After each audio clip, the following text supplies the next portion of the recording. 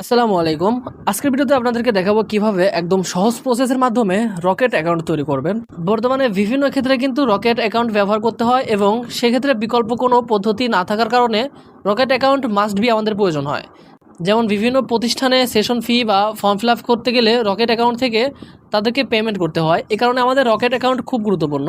তাই আজকের ভিডিওতে আপনাদেরকে দেখাবো কিভাবে রকেট অ্যাকাউন্ট তৈরি করবেন একদম সিম্পল প্রসেসের মাধ্যমে। এর জন্য আপনারা শুরুতেই প্লে স্টোরে গিয়ে রকেট অ্যাপসটি ডাউনলোড করে নেবেন। এরপর সিম্পলভাবে ওপেন করে নেবেন। ওপেন করার পর আপনাদের সামনে এই ধরনের কয়েকটি পেজ চলে আসবে। এখান থেকে আপনারা চাইলে নিচ থেকে স্কিপ করে দিতে পারেন।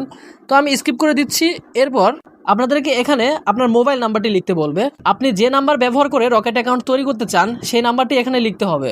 আমাদের নাম্বারটি দেওয়া সম্পূর্ণ হলে আমরা নেক্সট অপশনে ক্লিক করব। এরপর আই আন্ডারস্ট্যান্ড এই অপশনটিতে ক্লিক করতে হবে। এরপর এখান থেকে আমাদের ন্যাশনাল আইডি কার্ড এর এনআইডি নম্বরটি লিখতে হবে।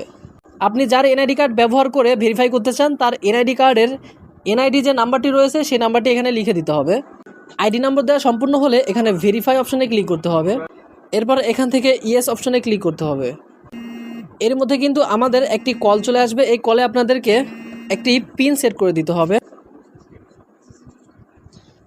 দেখতে পাচ্ছেন আমাদের কিন্তু পিনটি নিয়েছে এবং আমরা যে নাম্বার দিয়ে রেজিস্ট্রেশন করেছিলাম সেই নাম্বারে 6 সংখ্যার একটি ওটিপি চলে আসবে। আমাদের ওটিপিটি অটোমেটিক বসে যাবে।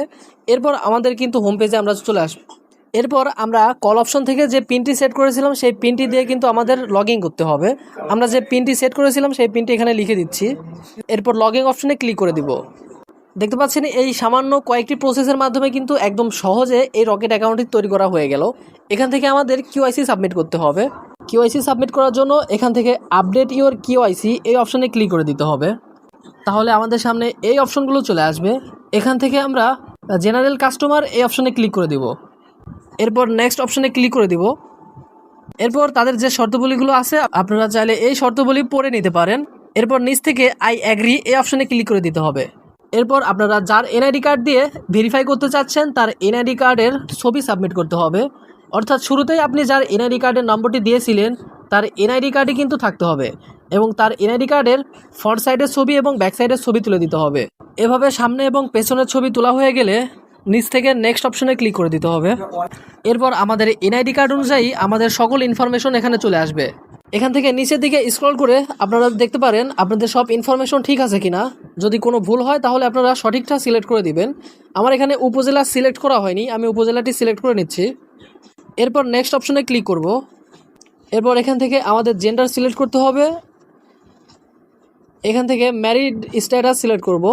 এখান থেকে এভাবে আপনারা প্রত্যেকটা সেকশন থেকে সিলেক্ট করে নেওয়ার পর নেক্সট অপশনে ক্লিক করে দিবেন।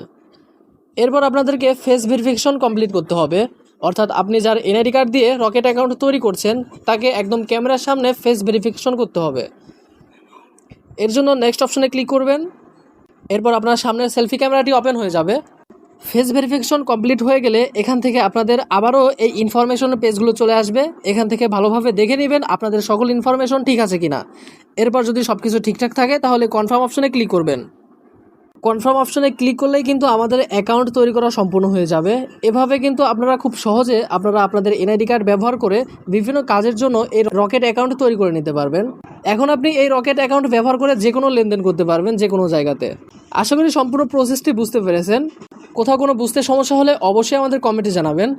এতক্ষণ সঙ্গে থাকার জন্য অসংখ্য ধন্যবাদ। দেখা হচ্ছে পরবর্তী কোনো ভিডিওতে। আল্লাহ হাফেজ।